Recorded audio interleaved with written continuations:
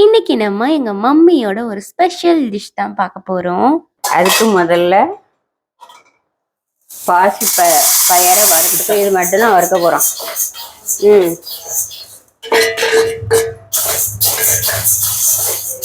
வறுத்தது ஆறட்டும். ஆறுனதுக்கு அப்புறம் நம்ம மிக்சியில போட்டு அரைச்சிக்கலாம். நெக்ஸ்ட் வந்து வெள்ளைப்பாவை காய்ச்சிரும். தேவையான அளவு தண்ணி நல்லா கரையணும். காஞ்சிட்டு இனி அதை அப்படியே விட்டுருவோம். பாசி பயிரோட ஒரு 5-6 ஏலக்காயை போட்டு அரைச்சிக்கணும். மாவு ஒரு பாத்திரத்தில் மாற்றி வச்சுக்கலாம். நல்லா இந்த பதத்தில் அரைச்சிக்கணும். அப்போ தான் நல்லா உருண்டை பக்குவமாக வரும். 3/4 தேங்காய் துருவி போட்டிருக்கேன். அப்போ தான் நல்லா சுவையாக இருக்கும். முந்திரி கொட்டை நல்லா பொன்னிறமாக வறுத்து எடுத்துக்கணும்.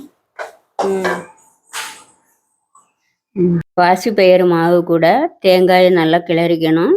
தேங்காய் போட்டு அப்புறம் வெள்ளைப்பாவை ஊற்றி வடிகட்டி ஊற்றி அதை நல்லா கிளறி வச்சுக்கணும். 3ஐயும் சேர்த்து நல்லா பக்குவமாக பிசைஞ்சு வச்சுக்கணும். அப்புறம் உருண்டை எப்படி பக்குவமாக வருதான்னு பார்த்துக்கணும். அதுக்கப்புறம் இந்த மாதிரி நம்ம உருண்டை பிடிச்சிக்கணும். ஒரு நாள் காய்ஞ்சி நல்ல ஈரப்பதம் இல்லாமல் இருக்கு. இனிமே போதுமான அளவு மைதா மாவு கலக்கி பொரிச்சு எடுக்கணும். தேவையான அளவுக்கு மஞ்சள் பொடி,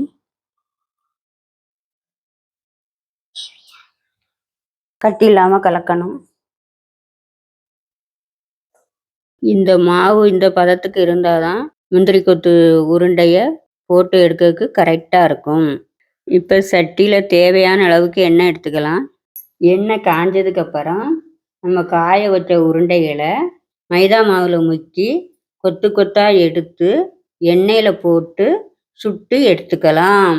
கடைசியாக 2 பக்கமும் மாற்றி போட்டு பொன்னிறமாக எடுக்கணும். அவ்வளோதான், முந்திரி கொத்து ரெடி ஆயிடுச்சு.